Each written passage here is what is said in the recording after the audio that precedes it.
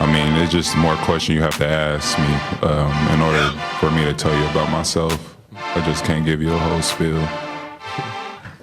I don't even know where you're sitting at.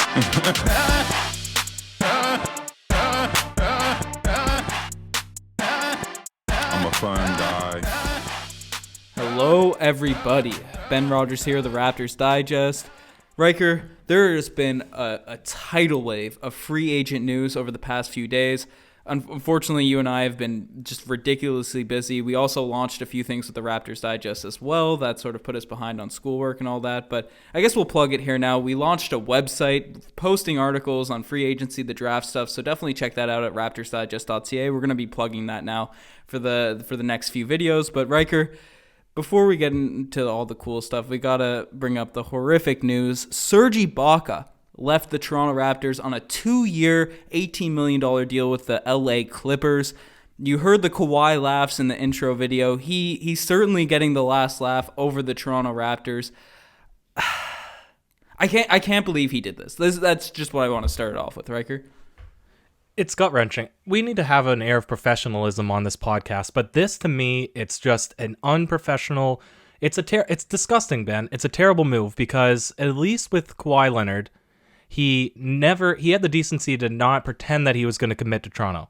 He avoided questions about where he was going to re-sign. Fred VanVleet, same thing. He made it clear his intentions were to make the best decision for himself, to get paid.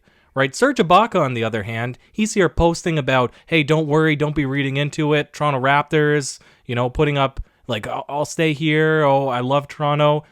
Ben, this, to decline what is reportedly $19 million one-year contract to accept $9 million with the Clippers, not the Nets. We could have stomached to say he's going to go and reunite with Kevin Durant and make a run at a championship that way. That to me would have been a story that, you could easily digest and it would still hurt, but it would make sense. But to go and team up in LA of all places with Kawhi Leonard to get no value in return, not give the Raptors the opportunity to sign and trade, to leave the Raptors high and dry with zero big men now, except, Chris Boucher is still an outstanding free agent. It's terrible, Ben. This, to me, I can't even put to words my frustration right now. Yeah, we'll break down that proposed Nets rumor that was out there and the sign-in trades that could have happened. But to fully break down what you alluded to, according to Josh Lewenberg, the Toronto Raptors offered Serge Ibaka a 1-year, $18 million contract, I believe. So he took half the money per year to go to the LA Clippers. He essentially took all the money we offered him and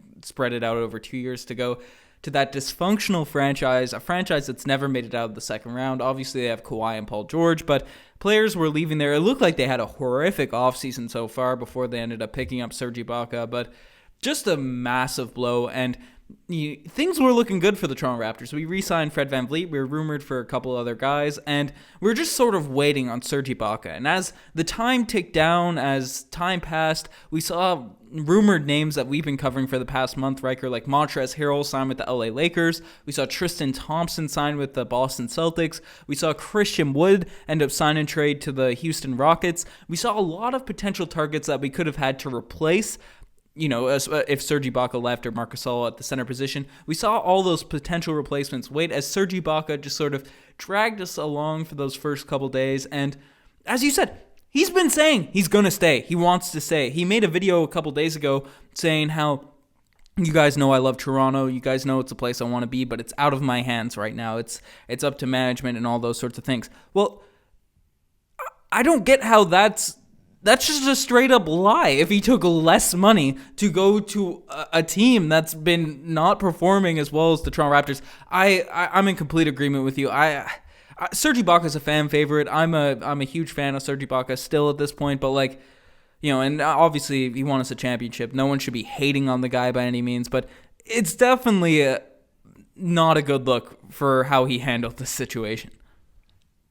I'm hating on the guy, Ben. I'm going to put that out there. I'm hating on the guy because this is a podcast where we break down the news, but we're not objective, right? There is subjectivity, but we're fans first. This is a fan channel. This is a fan community of people that listen to these podcasts and engage with the Raptors. And ultimately, this guy decided to take less money to go play with the enemy team, basically, that sucked away our last free agent in a manner that made it seem like he was going to stay. I mean, that's the worst possible way that you can exit a team. And I think that the Raptors, ultimately, they must have struck a deal with the devil when they traded DeMar DeRozan for Kawhi Leonard, and now we're seeing what the cost was on the other end. Because I don't mean to be an alarmist, Ben, but this puts the Raptors in a desperate situation. You think that it's not as bad as what I think, but I made it very clear in my stance before free agency started that Serge Ibaka, whatever happened to Fred VanVleet, stay, go, sign and trade, whatever, it's not that important as Serge Ibaka, who is really one of the few true stretch bigs in the NBA. You can play him on a smaller lineup. He can defend really any big in the NBA, any sort of modern big.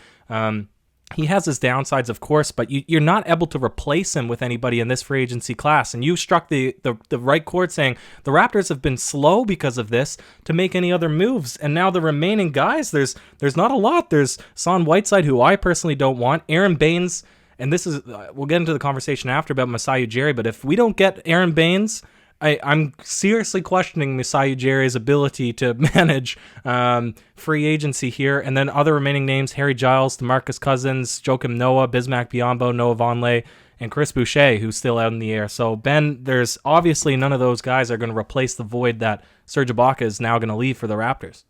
Yeah, well, I'm not questioning Masai. I still have full faith in this guy as the best GM in the NBA. That's not something that I'm throwing out there at this point, obviously, if it becomes a pattern. But I think we were led on, Riker. You and I said the only way we expect Serge Ibaka to leave is if the Charlotte Hornets come in with a max contract.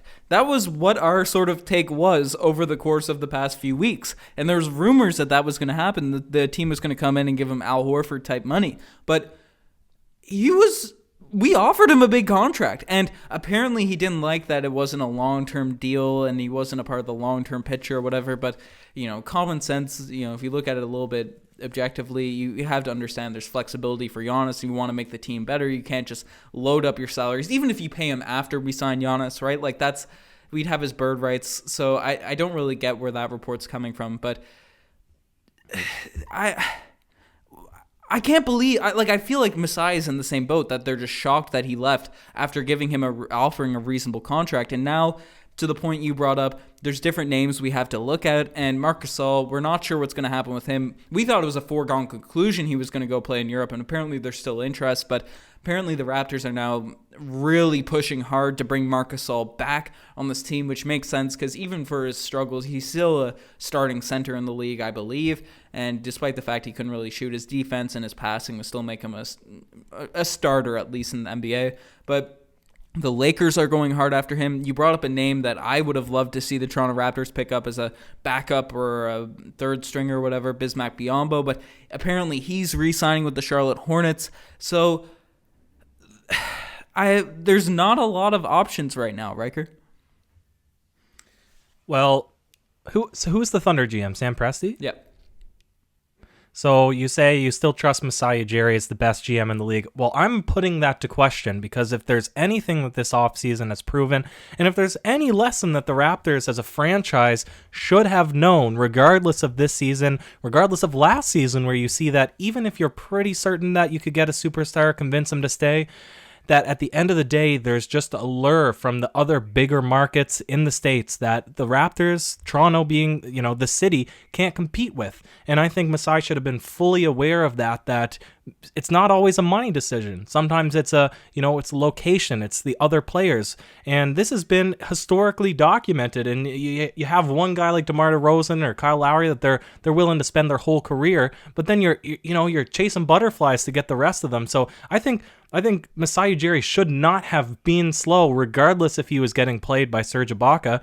When you see all these other teams making moves, the Lakers picking up Wesley Matthews and Dennis Schroeder and Montrezl Harrell, and the Atlanta Hawks making moves and picking up Rondo and Gallinari and everyone. And I mean, Hornets, they paid way too much money for Gordon Hayward, but at least they're making moves. Sam Presti getting 17 draft picks. I mean, the Raptors are in a situation now where They have the exact same team that they had most recent season. It showed that it wasn't enough to get past the Boston Celtics. The East is only going to get stronger now with the Nets' emergence. Philadelphia getting a bit tighter now under Daryl Morey and getting rid of Al Horford. Boston Celtics being a year older. Heat now believing that they could be one step away from being a championship team. And the Raptors have regressed because they weren't making any moves. And I don't care if you could say that, you know, we wanted to spend money on Ibaka before we decided who else you need to pick. You can't play that game.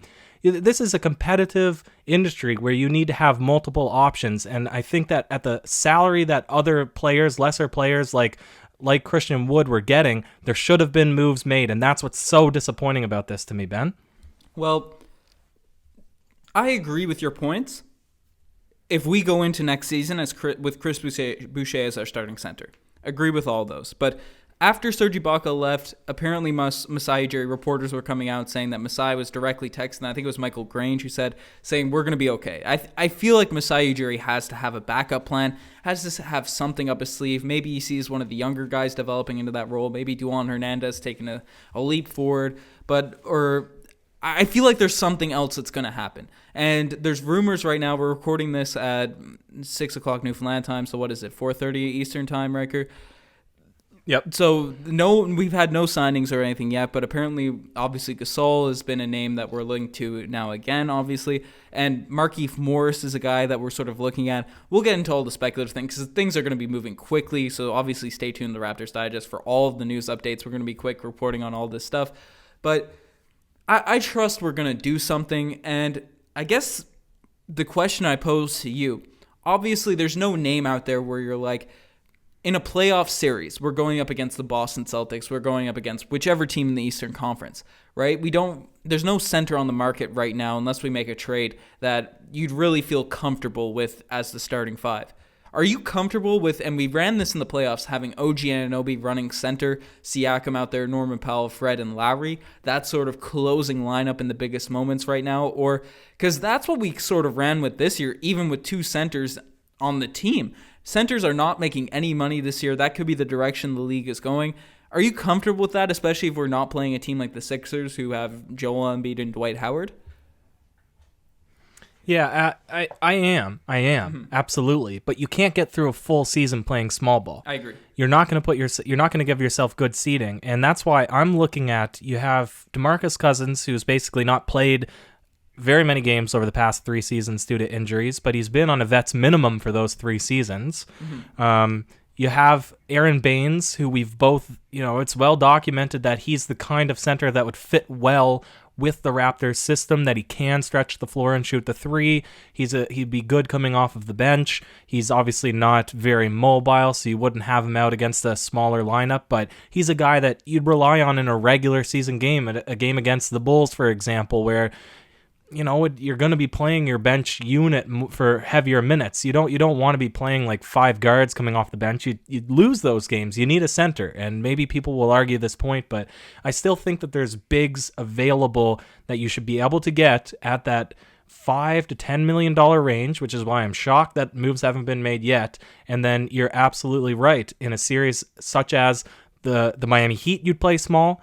The Boston Celtics, you'd play small, and I bet you the Brooklyn Nets you'd play small now too, looking at the composition of what their team will probably look like, but obviously there'll be shakeups if any sort of James Harden trade comes sort of through the pipeline here after this podcast, but majority of teams in the East seem to be going small, so I'm fine with running OG at the 5 or Pascal at the 5 and playing it that way, but regular season, you still need to get good playoff berth, and that's not going to happen if you don't have a good center on your team. Yeah, no, that's definitely true. It's And to your point about like a guy like Aaron Baines, I could see him honestly starting during the regular season, right? Playing that sort of JaVale McGee role where he comes in, doesn't play a lot of minutes, but 15, 20 minutes a game, starts the first and the third, maybe give him some run at the end of the middle of the game. Then you close with that lineup that we sort of alluded to earlier with OG at center, because that's been proven to work in the playoffs. Obviously, we didn't beat the Boston Celtics, but a large part of that was due to our superstar Siakam really struggling there, and obviously the only real hope we have now is him bouncing back to at least the form he was pre-bubble, but that's going to be a discussion we have a lot over the next few videos. I think we may as well cut it off there in terms of the chatting about different players, because within probably 6 hours of this podcast, a lot of that will be irrelevant. We'll know what's happened. So definitely stay tuned to the Raptors Digest. Stay tuned to all these news updates. We're going to be coming out firing. So you guys are the best for making this far. Check out the Twitter, the Instagram, all the cool stuff. Also, check out the website. We brought it up earlier in the podcast. Check out raptorsdigest.ca. We have articles written on there. A lot of them have come out since the draft. A lot of them free agency news. So definitely check that out. And yeah, any last words, Riker? That's what I was going to say, Ben. Subscribe and check out the website. We got an awesome writer and some really good content on there too. And stay tuned. This is maybe going to be the make it or break it free agency for the Raptors, Ben. Yeah, for sure. Cheers.